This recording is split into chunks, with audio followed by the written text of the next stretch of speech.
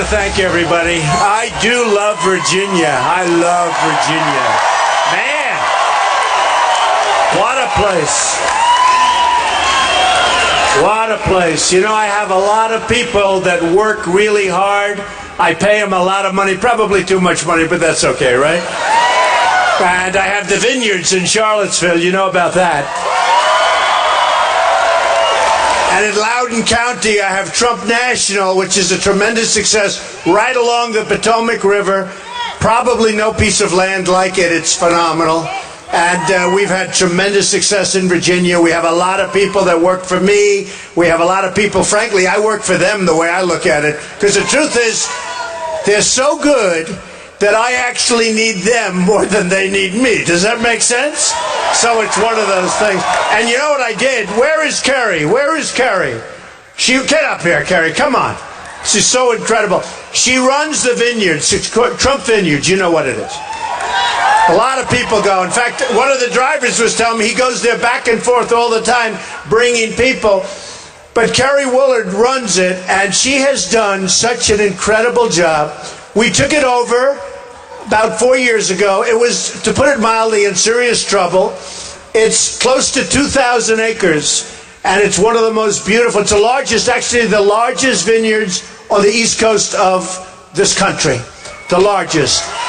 And it's become an incredible tourist attraction. And Carrie has literally from day one, I mean, she's taken it, and it's with love and with pride. And I'm proud because, you know, one of the things, and I have to say this, that Ivanka said you have to say it. My wife said you have to say it. And I think you'll confirm it, Carrie. But I have more women in high executive positions. In fact, it's true. It's true. In fact, the men in my company are all complaining. Is that okay? The hell with them, right? But I have so many women. Carrie, just say a word. Tell them, do you like Trump? If you want someone who inspires greatness and demands excellence, this is your man. Thank you, baby. Thank you. She has done such an incredible job. Thank you, Karen. You know, when I have a place, and it's usually I have a lot of them, but when I go to certain areas, and if I have something that I'm very proud of, I like to bring the employees. We have some of our employees here today from the vineyards. But I like to bring the employees up because it's so important, especially when you're looking at what's going on with a country where our jobs are being taken away. They're going to other places, as you know, like many other countries. I mean, you can name the country. We don't make good deals anymore. We just don't. And so when I'm around one of my places, I love to bring my people up. I love it. You know, we had some big news today because I just have to talk about it. We get such a, you know, in the old days we'd call it misinformation. Do we agree? And we're going to talk about the debate. Anybody watch it last night? Yeah. And I tweeted. Can you believe? And I made a commitment. I said I'd tweet, so I couldn't turn it off. I had to tweet this thing. And somebody said on one of the networks the winner was Trump because we picked up 160,000 followers. You believe it? 160. And second place was a lot less, I will tell you that. One of the folks on the stage. But you know, so today, CNN came out with a poll, and the poll was in the state of Nevada. They came out with another poll in South Carolina, which is an incredible place. Both incredible places. I said, I have to read some of these because this is wild. So we're in first place everywhere. I mean, you're right. That's true.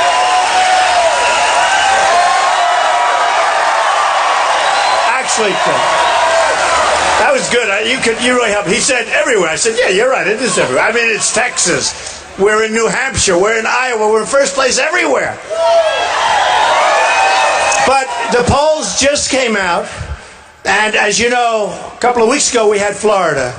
And we're just killing in Florida. So you have a governor and you have a sitting senator. And it's not even close. We're at 28-29. They're in the teens, low teens.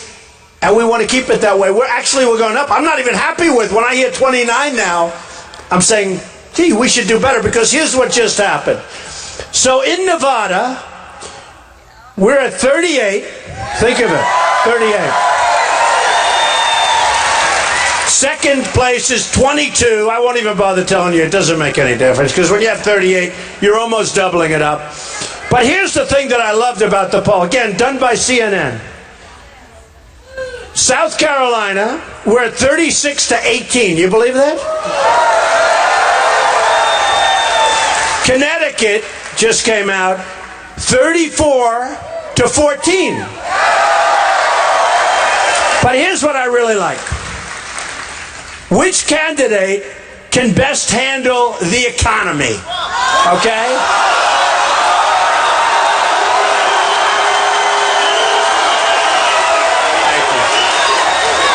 Well, that one's big.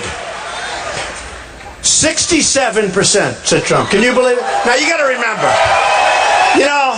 if we had two people running and you had 67%, that would be a landslide, right? That's a landslide. If you won with 67%, the press, look at all those cameras going back there. So many. So many. And look at all the red lights. Show the crowd, everybody. Show the crowd. Show the crowd.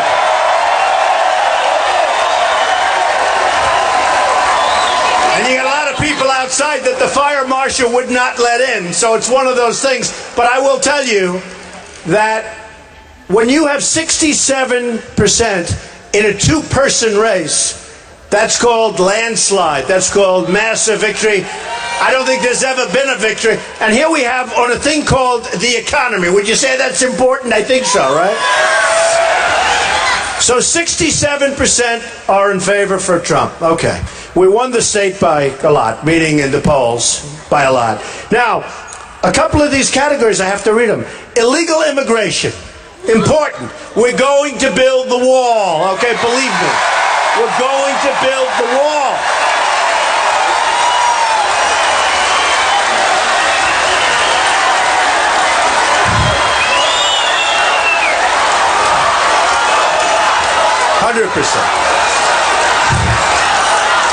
And,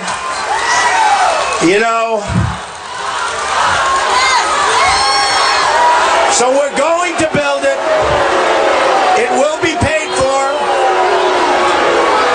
Who's going to pay for the wall? Who is going to pay for the wall? Right. So, the next category, which is so important, that's okay. That's okay. Don't worry. That's all right.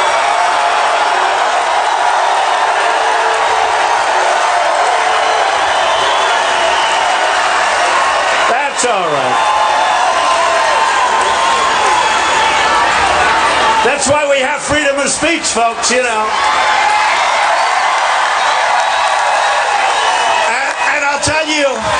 I'll tell you how dishonest the press is. We have thousands of people in this room, 7,000, I think 7,200 people. We have about 10 people over there. They'll get the headline. You won't. That's pretty disgusting. Pretty disgusting. But that's the way it goes. So illegal immigration, 55% want Trump. 13% is second place. That tells you something right there. 13%. 13%. On social issues, Trump is first. On foreign policy,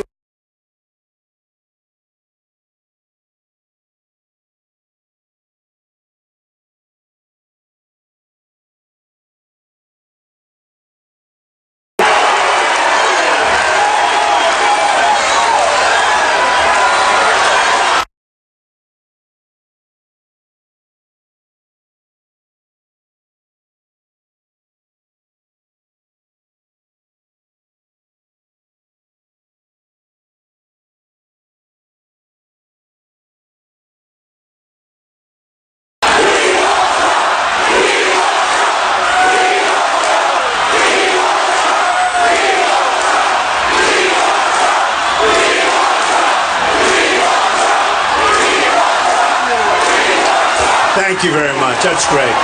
Thank you very much. But it is true. I see a couple of cameras for about 4 people, and they're going wild, the cameras, It's so disgusting. But that's all right. On foreign policy, Trump number 1, 34%. On ISIS, who's going to handle ISIS? Trump, 46.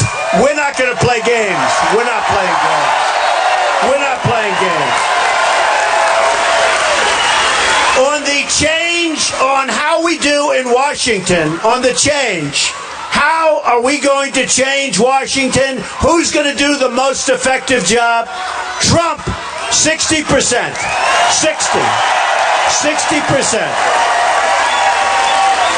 Here's an important one. Best chance of winning in November.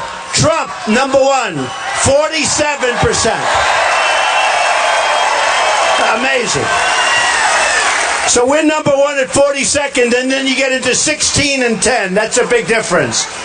So we've all come a long way together. We've all come. And we have a lot of bad people out there. They want to stop progress, and you see it all the time. And I use the statement, the silent majority. The silent majority is back, folks. The silent majority is back. The silent majority is back.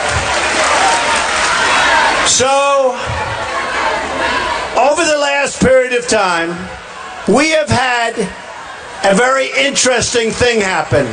We've seen our country where we don't win anymore, and we're going to start winning so much. We're going to win left, we're going to win right, we're going to win everything. We have unbelievable people in this country, and nothing is going to stop us from starting to win again.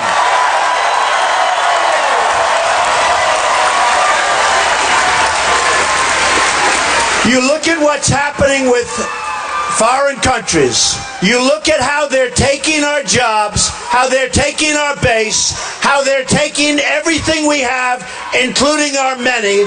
You look at what's going on with the foreign, no matter what country you're talking about, they beat the United States. It's not going to happen anymore. It's not.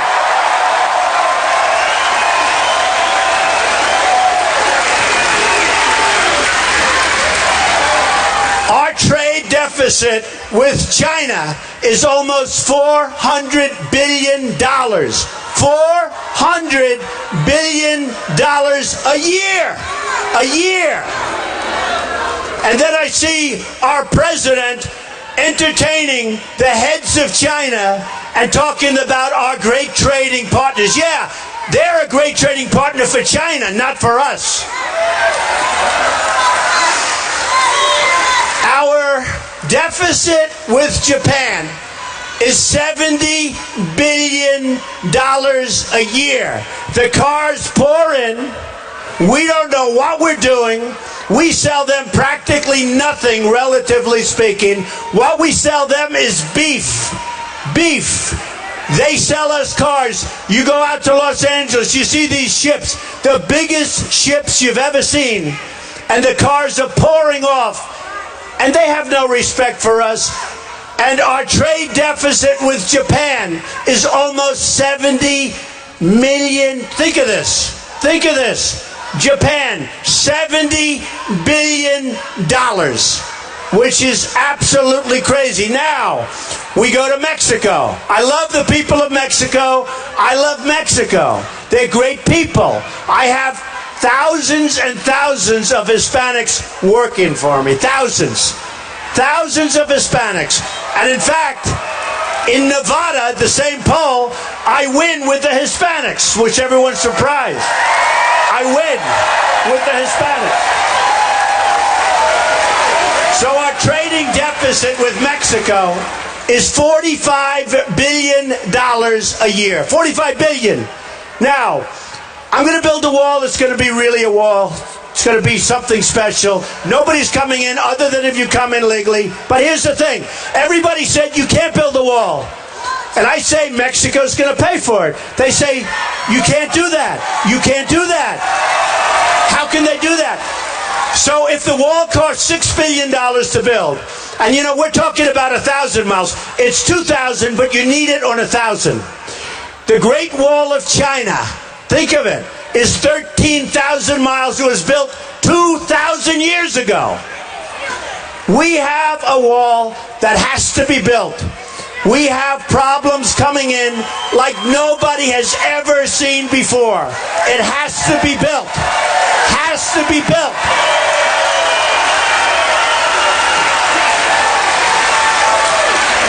Whatever anybody said, just remember this. Almost everybody wanted this wall built 10 years ago, 12 years ago, 15 years ago. The liberals, the conservatives, everybody wanted it. One of the reasons it wasn't built is because they couldn't get an environmental impact statement approved. You believe this? All right? We're going to build the wall. Mexico's going to pay for it. Now, the people, the stupid people, say Mexico won't pay for it. We give Mexico billions of dollars. We have that trading deficit of almost $50 billion. We're talking about a 5 to 6 to 7. If you go Rolls Royce, you go. We're talking about from 5 to $7 billion. Who couldn't get that money? They're going to pay it so gladly. They're going to pay it so gladly. And I will say this. I speak with our politicians, and I speak to them all the time. But I speak to them loud and clear, and I know who I'm dealing with. And a lot of them are nice people. But they say, Donald, you'll never be able to get them to pay. And I realize they're not the right people to do the job. Because with the right messenger, they will pay so happily, so gladly. They're taking advantage of us at the border. They're taking advantage of us with trade. They're very good people, but their leaders are smarter than our leaders. Our leaders don't have a clue. They don't have a clue.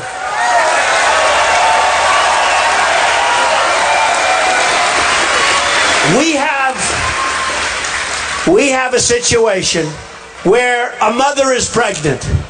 She goes to the border. She walks across the border right in front of our Border Patrol, who are great people, but they're not allowed to do their job. She lies down. She has a baby that they call anchor babies. She has a baby. Now, we're responsible for that baby for 85 years, okay? I don't think so. I don't think so. I don't think so. We can't do it. We owe $19 trillion. We owe a number that's almost inconceivable when you think about it. So we owe $19 trillion. We can't be in a position where we're doing what we're doing anymore. We just can't. We have to rebuild our country. We have to rebuild our infrastructure.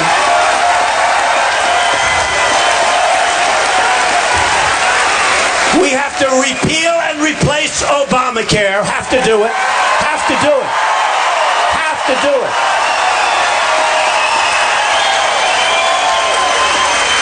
Obamacare is going to cost us more money than anybody would have ever dreamt, and it's no good. It doesn't work. Your premiums are going up 55%, 45%, 60%. Your deductibles are through the roof. You can be dead and never get any of the money. Your deductibles are so high. So we're going to repeal Obamacare. We're going to replace it with something that's going to be terrific. And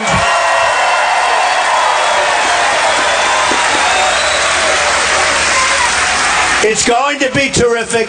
It's going to cost our country very little, and people are going to be able to have their doctor, have their plan, pay less money.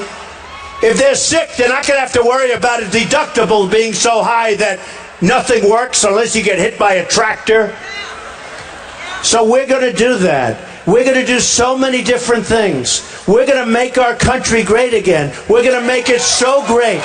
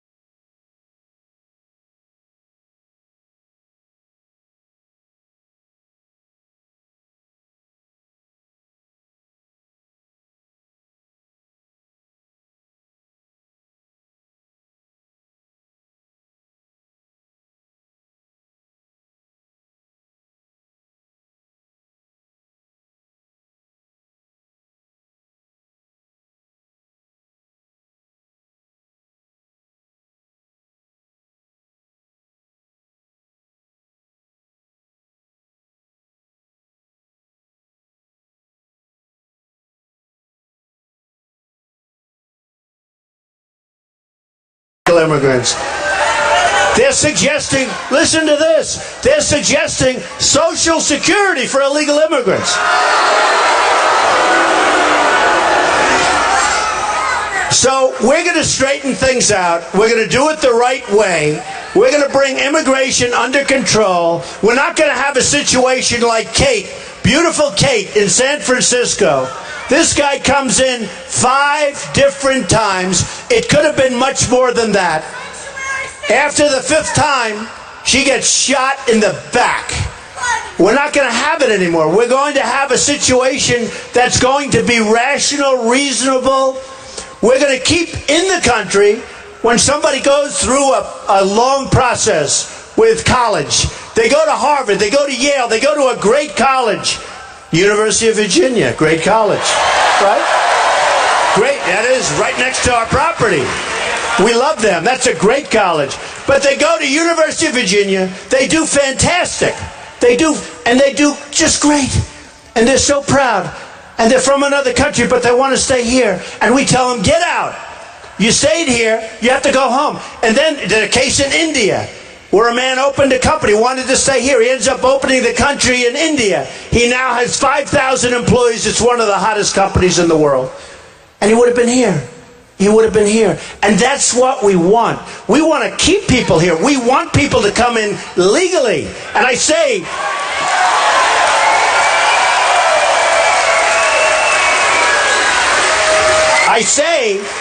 and so importantly, and I'm saying it all the time, we want to have a big door.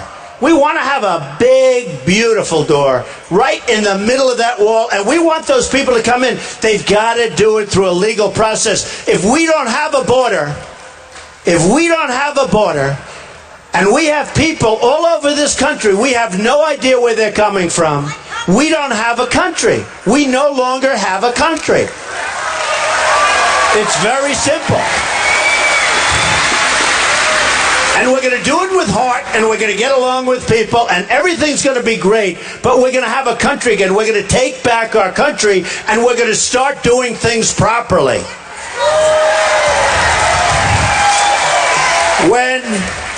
When we have countries like the ones I named, and many others, and we have people that take advantage of our leaders because they're not smart, they're incompetent, they're stupid, or they don't care, that's going to end. I have the greatest minds on Wall Street. I have them already lined up. They're calling me. These are the greatest negotiators in the world. They're calling me. Carl Icahn, great. I have all of them. I have the best in the world. They don't want money. They don't want salaries. They're rich. They made it because they're great negotiators. They want to come and they want to see our country be great again. They're proud of our country. Some are nice people, some aren't. I don't care. I want the greatest. And I know the best. I know the smartest, the sharpest. I know people that are overrated. I know people that are better than all of them.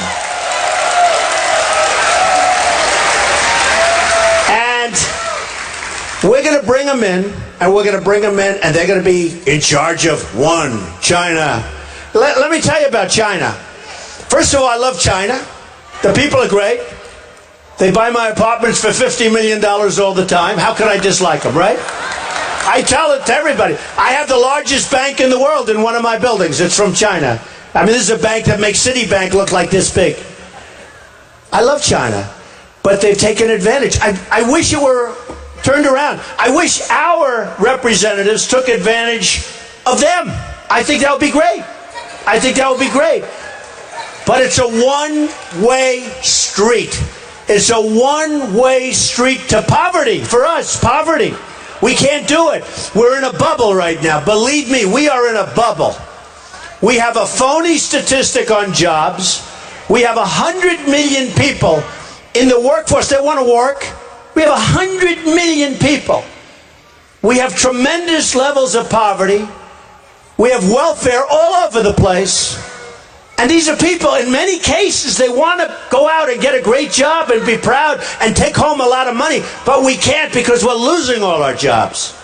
We're losing them to other nations. We're losing them to stupid policies. This trade pact, Trans-Pacific Partnership.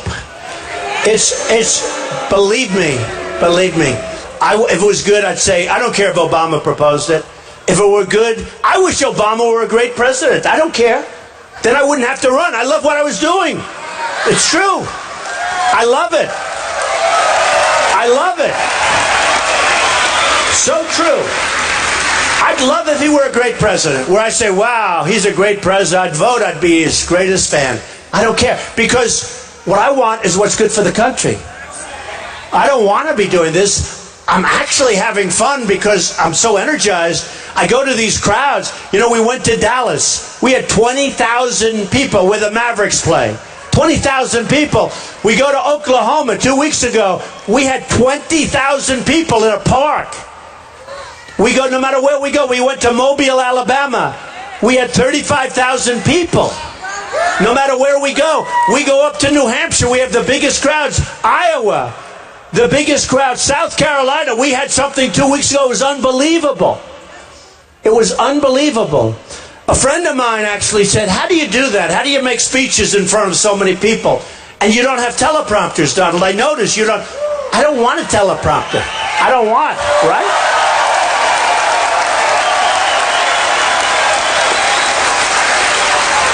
I don't. It would be so much easier. It would be, think of it. You have your teleprompter, right? You're welcome. Hello, ladies and gentlemen. It's wonderful to be in Virginia, where you have all sorts of great people. And you do. By the way, when you talk, you really have the Hall of Fame. You know, it's true. No, you have the Hall of Fame. You know, I told my guys, I said, look, I'm here. I employ a lot of people. I have a lot of property. It's great. But just a couple of things. I mean, this is a real Hall of Fame. Patrick Henry, give me liberty or give me death. How good? Right? How good is that? Oh, I want to come up with a slogan as good as that. How about Make America Great Again? I don't know, you know. It's great. It's great. But I still like give me liberty or give me death. That's very good. See, I want to get the word again off that eventually. You know, I want to get the word, he just said you will. I will. It's not even going to be that hard. It's not all it takes common sense. It takes business ability. And we're going to treat people well. You know, I say I'm a conservative with heart because we're going to have that great healthcare program, but we're going to take care of everyone. We're going to take care of people. And people are going to pay much less and get it so good. We're going to take care of so many things. But I like to say conservative with heart because a lot of people think if you're Republican, you don't have heart. You're mean. You're horrible people. It doesn't work that way. I've gone over my plans and somebody said, oh, well, that's not conservative. You know, it's sort of interesting. You have a group called Club for Growth. I talk about it. Club for Growth. I never even heard of it. This guy comes up to my office, right? And he sits down. Nice guy. I think he was an ex-congressman, so he knows how to talk. That's all they do is talk. They're all talk, no action, except for the politicians currently in this room, of which we have plenty. They're great. In fact, Dave Bratt. Where's Dave Bratt? He's great. And I was just with his family and his children and his wife, and I tell you, he's done a great job. There's a guy, he shows you can do things. I mean, who would have thought that? That's never happened before, what he did. So I just give him a lot of credit. But I have to go. Okay, so Patrick Henry, we talked, great, right? Then you have Thomas Jefferson. That's pretty good, right? Thomas Jefferson, man.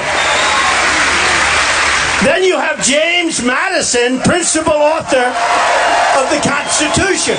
That's pretty good. And then you have George Washington. That's pretty good, right? George Washington. You know. It's pretty amazing, you know. When you think of Virginia, just pretty amazing.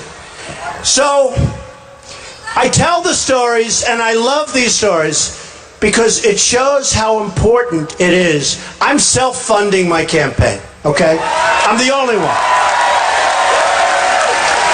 And I see all of the guys that are competing with me, and some of them are nice, although some of them have hit me really hard. I mean, you know, they're asking me for contributions, and then as soon as I run, it's like a couple of them. Like Perry, he went wild. He was a nice guy. Governor Perry. Didn't work out too well for him. But he really hit me. And then Lindsey Graham, I thought he was a nice guy, but he hit me. He made speeches about Trump because they want to get their numbers up, not working. And every case has gone down. They've all gone down. Man, can you imagine if I'm president? Everybody that plays tough with us, they're all going down. Right? That's nice. Right?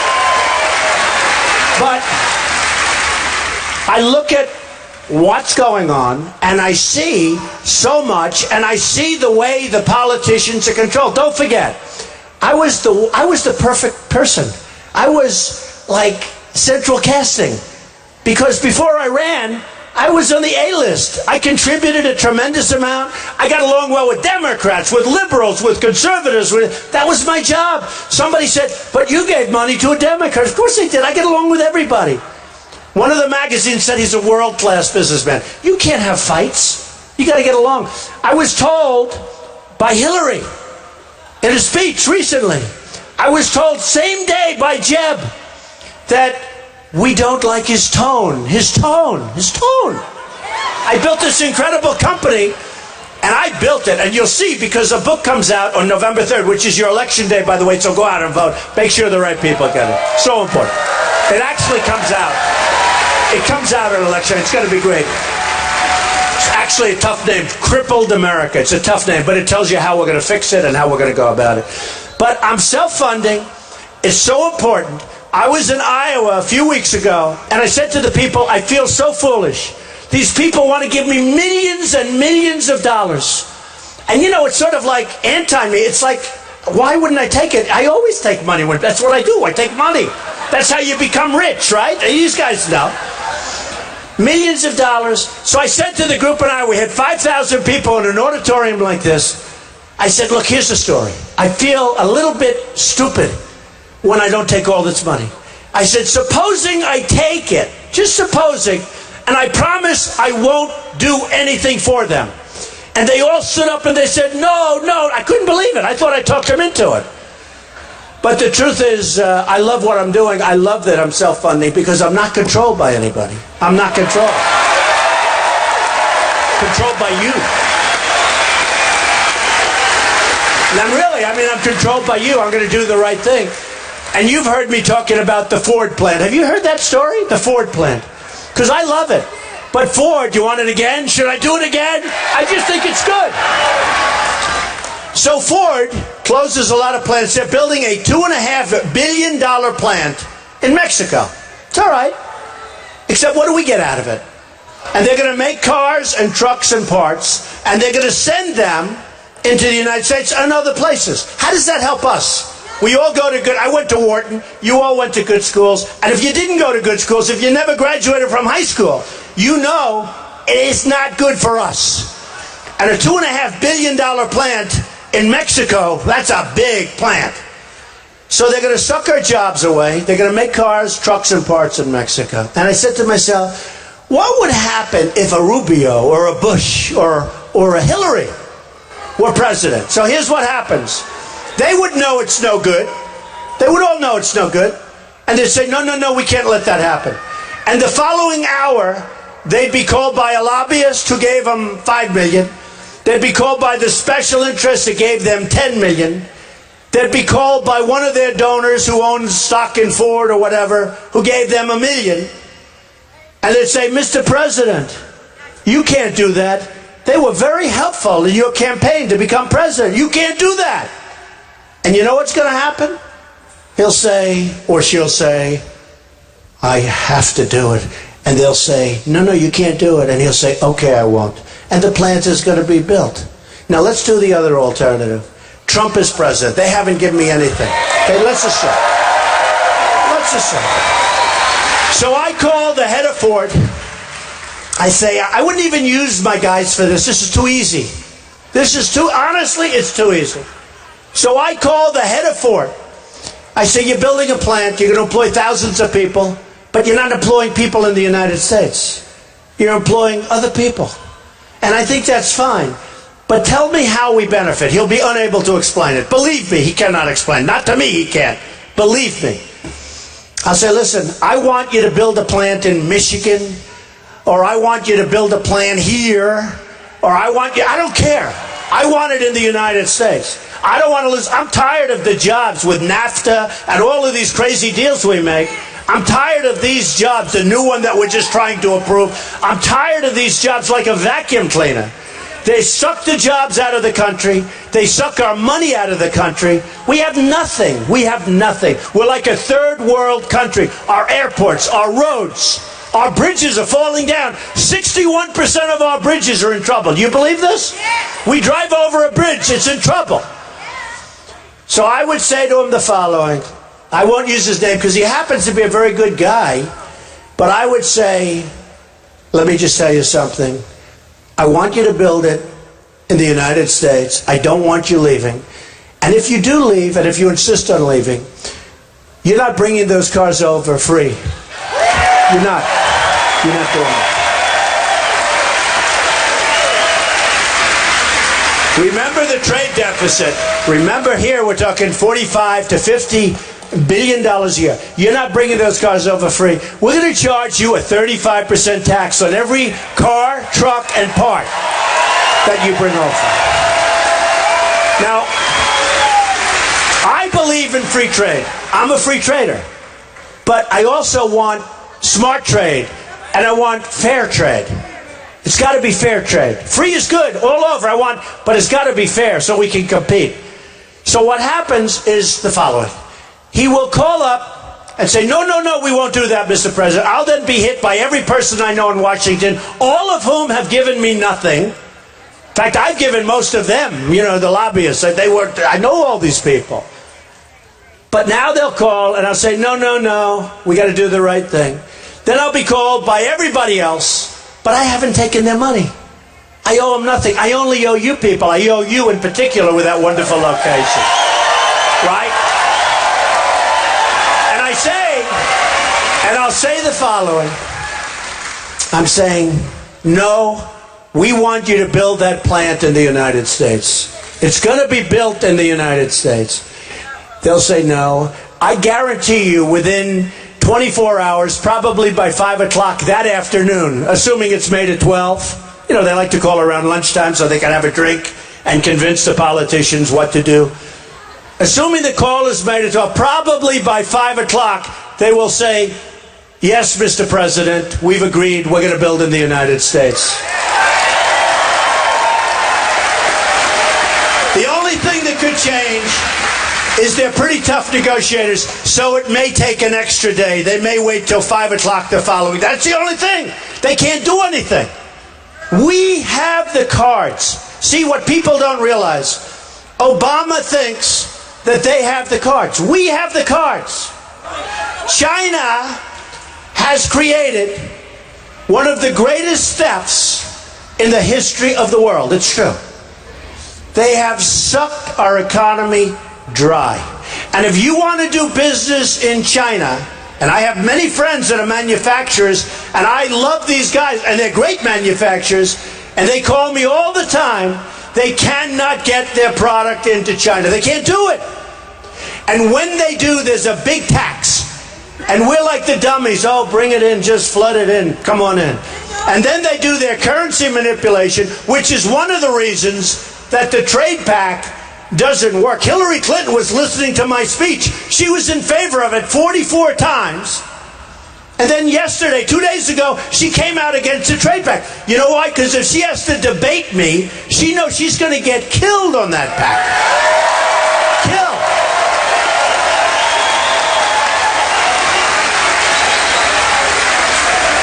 And I have to hand it to Hillary Clinton.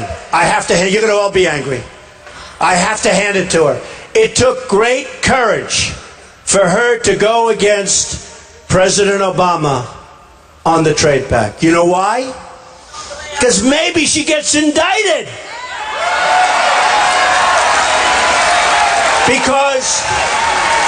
Because she is being totally protected by the Democrats because what she did is illegal. And you look at General Petraeus. He did 5%. A friend of mine very familiar with the whole subject, with emails. General Petraeus did 5% of what she did. and they've destroyed his life. Other people have done far less, and the life is destroyed. So the Democrats are just protecting her. There's no reason for this. Now, I'd want it to go a fair investigation, let everything be fair. But what's happened is absolutely crazy. So let's see if she might have done okay last night. She did. She did okay because nobody attacked her. Nobody attacked her. There was no attack. You know, in my debate, I hate to say because we're live on CNN, they're going to want it, but in my debate, they said, Mr. Trump, what do you think of this that the man next to you said? And then they go to him and they said, Donald Trump called you a horrible human being. How do you respond? It was like a reality television show. Whereas last night, they'd ask a question, they'd get an answer. They'd ask a question. With me, everything was an attack. It's crazy. And yet every poll said I won that debate, so I'm very happy with that. But every poll, Drudge, Time Magazine, Slate, every poll. But it was a whole different story. So we have to do something about that. Let me give you one other quick story. Nabisco, Oreos, right? Nabisco, right? Oreos. They're closing their big plant in Chicago. They're moving it to Mexico. I'll never eat another Oreo again, ever, ever. So I'm going to talk to them. I mean, I don't want their cookies made and sold. I just don't want it. It's unfair to us. Chicago is losing this large plant. It's going to another country. We have a thing called corporate inversion.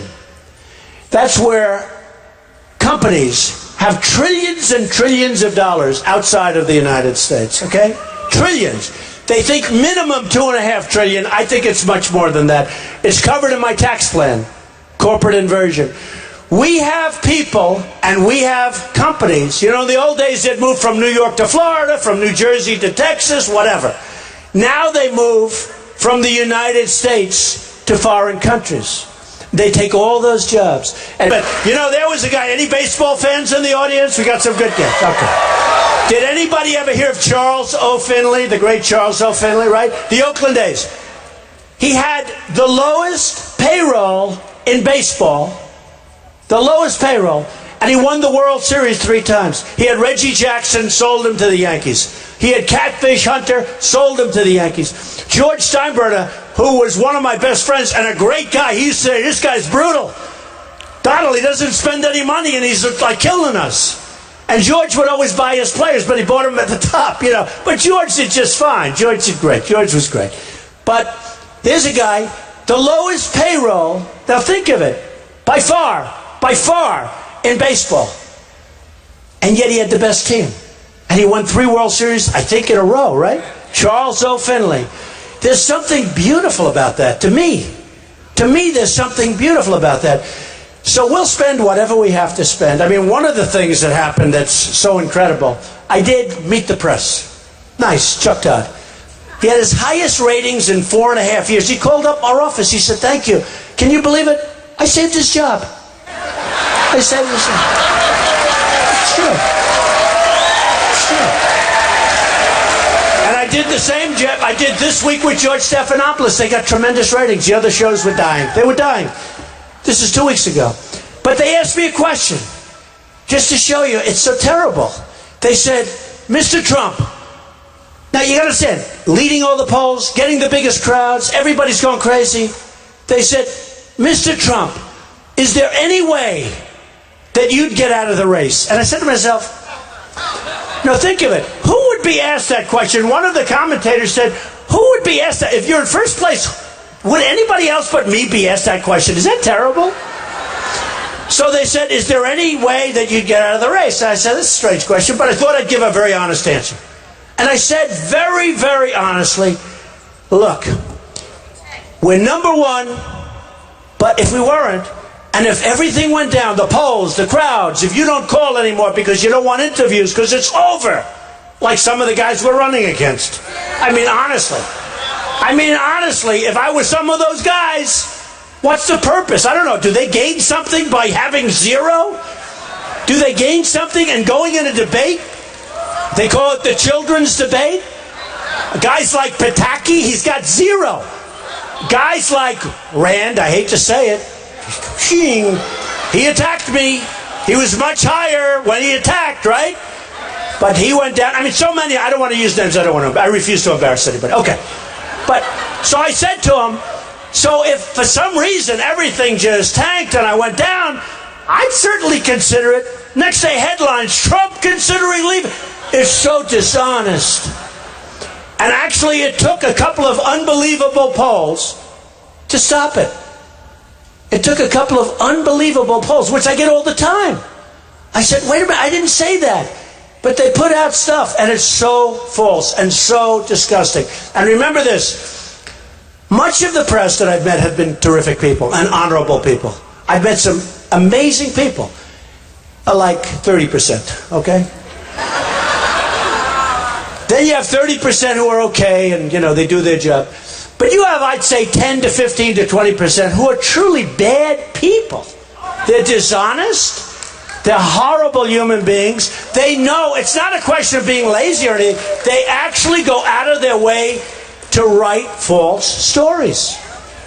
And somebody asked me today, I did an interview today, and they said, what's been your biggest surprise? I said, I don't know my biggest surprise, but my most pleasant surprise is how brilliant the public is. They get it. The public gets it. They really get it.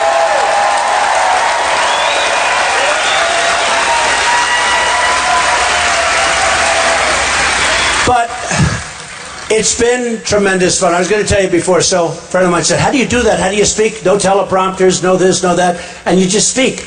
I say, it's amazing. And by the way, no disrespect, but every place I go, you would love these people. Whether it's Alabama, whether it's Dallas, whether it's all of the Oklahoma, it's like all the same. They're incredible people. You're incredible people. They want to see, it's true. It's true. They want to see our country be great again. They know it can be. They want to see it happen. They want to see victories. We don't win with anything. We don't win with ISIS. We don't win with Iraq. We don't win with Libya. We don't win with Yemen. Wait till you see that. And they are going into Saudi Arabia, folks, in case you had it. And by the way, we will defend Saudi Arabia, and we will defend them for nothing, even though they make $1 billion a day. Those days are going to stop. I ordered 4,000 television sets recently. They come from South Korea. South Korea makes a fortune as a country. A fortune. We defend them. We have 28,000 soldiers on the line. And we have this maniac on the other side. We have our soldiers right between. They pay us like nothing. We defend Germany. A lot of people don't even know. We defend Germany. They're a behemoth economically. A behemoth. We defend them. We defend Japan. Free. They give us nothing, relatively. They give us like virtually nothing. We defend them. And you say to yourself, why? And here's the thing interesting with Japan. I love Japan. It's great. Well, let's work. But work something out. Help us out. Give us something. We can get rid of all these deficits. We can make. We can make. True. And then you have the stupid people say, oh, you can't ask for that. They're a sovereign nation. Sure they are. They got to help us out. But here's the deal we have with Japan. We will defend them with our lives, with our money. We will defend them to the death. If they get attacked, we will fight. We have to fight. If we get attacked, they don't have to do anything. That's right. That's like Sergeant Bergdahl. We got a guy. It's true. No, it's true. We have a guy, 6 young people, great people, were killed looking for him. We get Bergdahl, they get 5 of the great killers that they've wanted for 10 years, right? These are the deals that we make because we have leadership that doesn't know what the hell it's doing.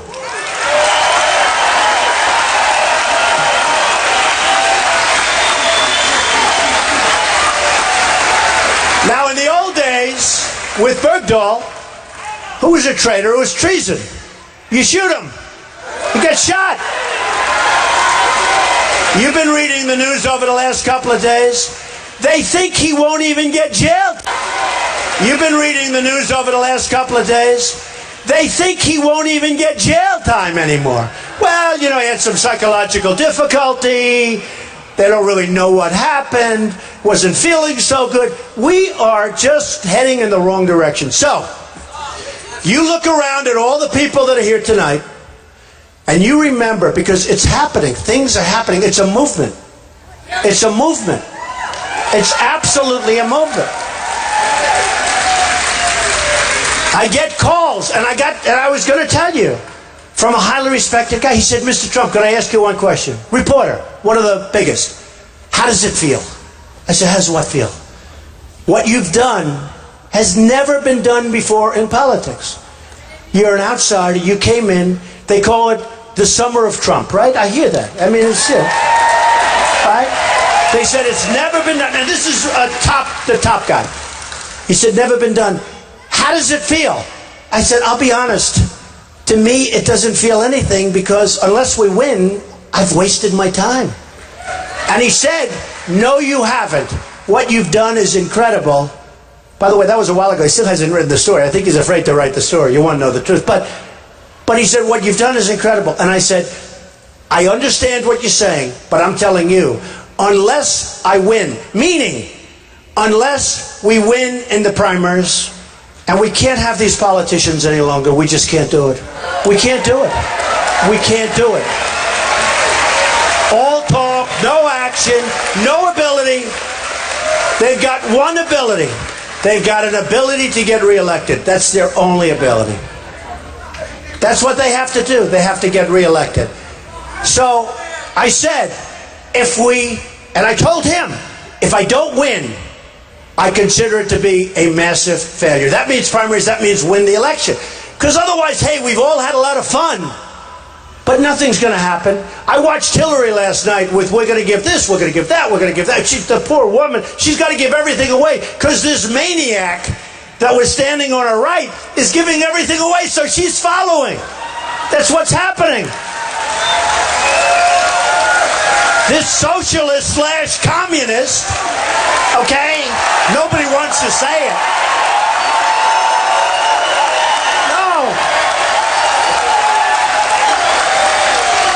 No, in all fairness to her, she's standing there listening to this guy. He's going to tax you people at 90%. He's going to take everything. And nobody's heard the term communist. But you know what? I call him a socialist / communist, okay? Because that's what he is. So then you see her stand up. Now it's her turn. And she goes, oh, I'm going to do that too. I'm going to do that too. I'm going to do that. Because you got to win. Because she's not doing so well. And in a head-to-head poll, they just did that. I beat her by 5 or 6 points. I love it. I love it. But we have to be careful. So, here's the story. You're going to look around, you're going to remember this night. Because as a very important person told me, this is not just crowds gathered. This is a movement. There's a movement going on. When you're leading by 20 and 25 points in all these states, when you're leading in South Carolina by 20, when you're leading in all of these places, Nevada, and leading with the Hispanics, because they know I create jobs, and they're here legally, and they don't want people taking their houses and running all over the place. They want what they have, and they want it to get better, and they want jobs. So when we're leading by 20 points, 25, one of the polls had us 40% above everybody else. That's a massive number. Those are massive numbers. And as this person said, this is a movement. This is no longer we're playing games. This is a movement. You know, they all said, oh, he's never going to run. He's got a wonderful life. Yeah, I do. But they said he's never going to run. Then he'll never file Form A. Form A is where you sign your life away. I signed Form A. Then they say, oh, he'll never put in his financials because he's probably not as wealthy as people thought, right? So I have almost 100 pages of financials. Then they said, oh, he'll put them in, but he'll put them in way late. So I put them in ahead of schedule. I could have had many months after that. By the way, some of these guys that I'm running against, they put them in late. It's a 1 page. And they're late. They needed extensions. It's a true story. But they say he'll never put in his financials. And I was so happy to put him in. In fact, if I didn't run, I might have put him in, because I like to tell people, I did a good job. You know? I did a good job.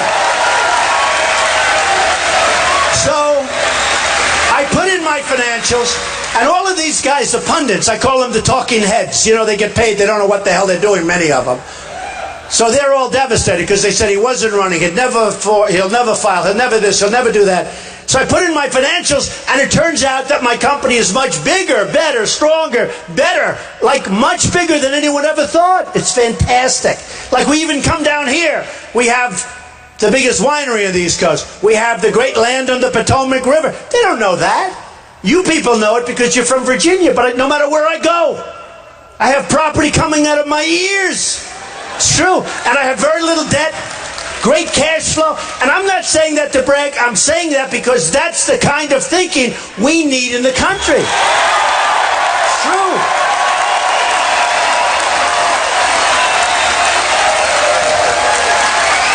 That's the kind of thinking.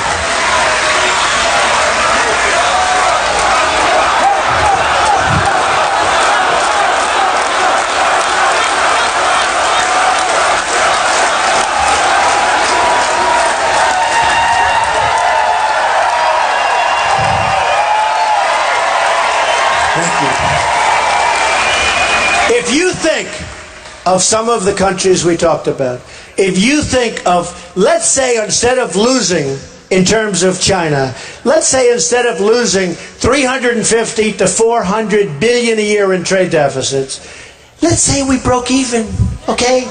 Do you know what that means? Does anyone have any idea what that means? Let's say instead of losing with Japan $75 billion a year, let's say we broke even.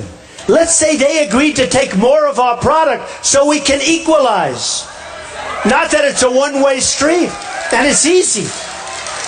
And we have the cards because we can say, we don't want your cars anymore, I'm sorry, we have all the cars. They wouldn't know what to do.